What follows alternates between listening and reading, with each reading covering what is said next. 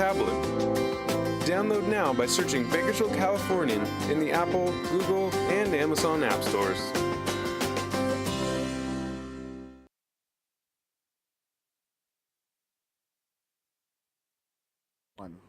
Welcome back to BVarsity Live, our last segment of the day, of the week, for January the 15th. Yeah. You have Ridgeview and Hanford girls basketball tomorrow, which would have been one of the best matchups in the state a few years. In fact, they did play a few years ago, and Ridgeview beat them with Erica McCall as a senior. This year, it's a good matchup. Not quite that level, but it'll be a good one.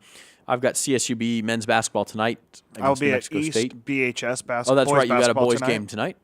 Yeah. And yeah, we'll get going next week. Yeah, with a little some bit more of a live slow coverage. week, but especially for basketball. Yeah, especially for, Saturday will be a good day for the finals of the Kern County Invitational Wrestling over at Centennial. That's Monday's right. going to be a lot. Edison against Centennial in basketball Saturday night. And then Monday's going to be a lot of fun up in Visalia to see 4 local teams, all ranked in the BVarsity top 20, playing in the MLK Showcase at College of Sequoias.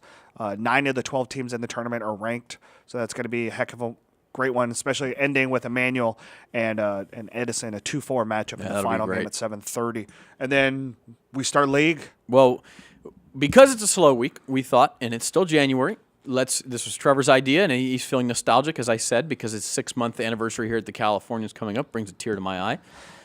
We are going to... Tear to your eye because you wish you could have had the list. I know. I've had to spend 6 whole months with this guy. Chris. Thanks, Chris. Chris said he'd be crying too, and that's a good yeah, comment. our director. Okay, top 5 storylines and top 5 athletes in Kern County in 2014. And for you were a little bit limited. Obviously, you came in at the end of July, and so yours is limited to the last 5 months of the year. And I didn't put any winter athletes in there just because we haven't seen the culmination of them. So these are all just fall athletes. Sport. Okay, yeah, fair enough. Hit us with your top, and yours are in no particular order. I ordered mine, but yours are in no particular order. No, mine are in no particular order. Okay. So let's go top ahead and 5 athletes, no particular order for Trevor. Lawrence White, I think the junior really kind of showed his might in that state bowl game where his injury was kind of the catalyst for Rev kind of taking it on Ridgeview there in the last quarter of that game to win that title and go on to win the state title. I think Lawrence is going to come back, and he's only going to get better as a quarterback and as a leader on the offensive side, but it's his play as a shutdown corner that really kind of showed how crucial he was for that Ridgeview team this year. Brianna Runnels, my goodness, that junior is such a hard hitter. Led Independence to the SYL title this year. They went 10-0, beat Tehachapi twice. And that Tehachapi team was with Destiny July. July showed how dominant she is. She was our 2-time player of the year in girls volleyball.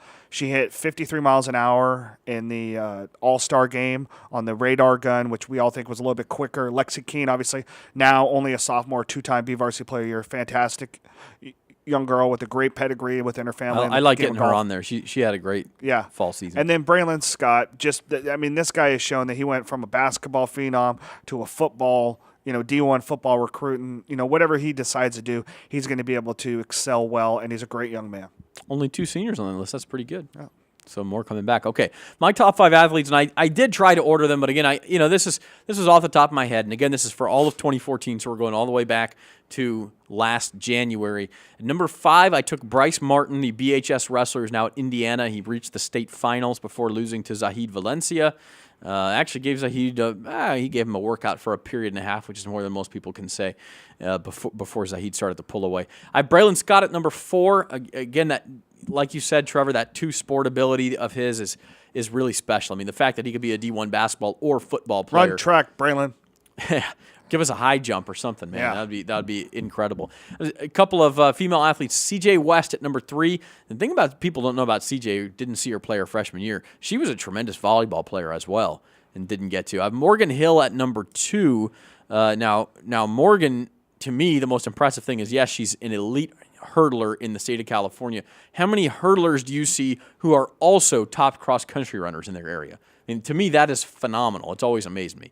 So I've her at number 2. And then number 1, how could you go anywhere else in 2014 but Blake Haney, right. Stockdale graduate, and obviously he wasn't eligible for your list, but for the guy who has the Central Section record in the mile, the 1600, the 3200, and is now up at Oregon, made their cross-country team, starting on their cross-country team and took second in the nation as a freshman. Pretty good. And before anybody gets on, you got to remember there's one name that just crossed my mind, and I went, wait, he didn't do anything in 2014, Asani Rufus. Right, and he was the first guy I thought of, and I didn't. But he didn't do anything because that was 2013. He did play some baseball for the Drillers in 2014. So maybe you could have put him on there. But what he did for this county and for Bakersfield and Bakersfield High School was done in 2013. And I think the two guys that I wanted to kind of give honorable mention to there that I didn't mention, Braxton Huggins, who graduated from Miramonte last year and comes into town tonight.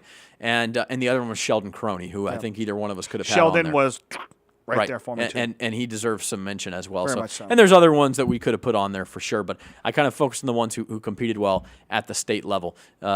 Okay, top 5 storylines of 2014. And again, you were hamstrung a little bit here because you only had basically the fall to work with. Yep. Kennedy winning the D6 title. I thought that was fantastic for this small, school that had 4 wins in the previous 4 years going in, or previous 6 years going in, and then come around 9-win season, win the D6 title. Ridgeview to state bowl game. I mean, how do you argue that for the for the third time in 2 years, a Bakersfield area high school team goes on to a state regional bowl game?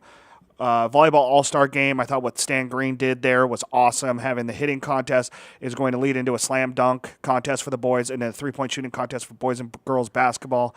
I think there's nothing better than allowing those athletes to get one last chance because, 1% of high school kids go on to play at the collegiate level, so I think that's great to give them one last shot. The Taft hazing incident, tough for Jared Prosser, obviously, after being let go earlier this week from Taft. I think that really just kind of set a little weird tone. And, it's been a bad calendar year for the city of Taft, and that's a bummer deal. And then Kevin Sneed retiring from Centennial as a longtime football coach in the area. Obviously had the cancer battle the year before. I think him stepping away is it is going to be a loss for the area. But for him to be able to step away, on his own time is great for him. So we wish Kevin Sneed nothing but the best. Yeah, and really him coming back is a big story, too, the fact that he came back for another year and then retired. And I'm glad you got Taft hazing on there. I struggled with what to do with that because in the grand scheme of things, that's probably the biggest story in Kern County sports this year because the fact that there was that hazing, the fact that happened, and the Brian Oliver trial that's been going on. That's an enormous story that goes well beyond sports. And so ultimately I sort of left it out of my list.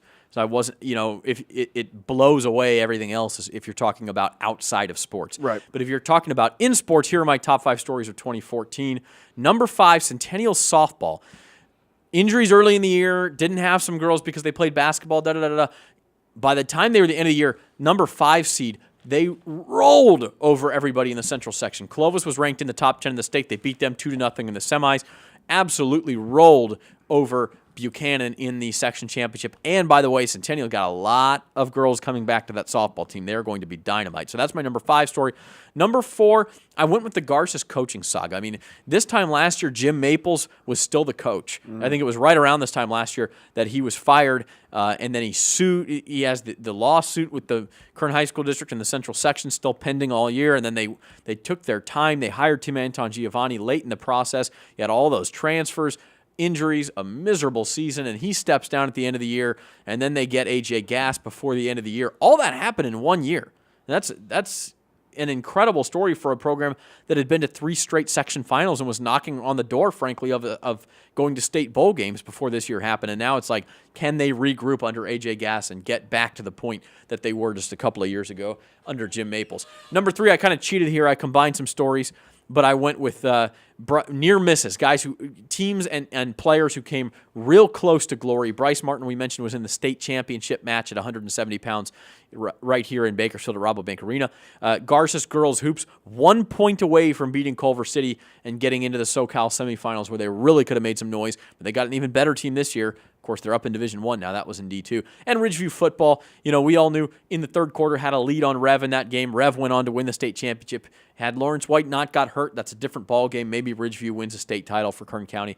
Number 2, this is kind of piggybacking on the biggest story of 2013, which was Driller football winning a state title.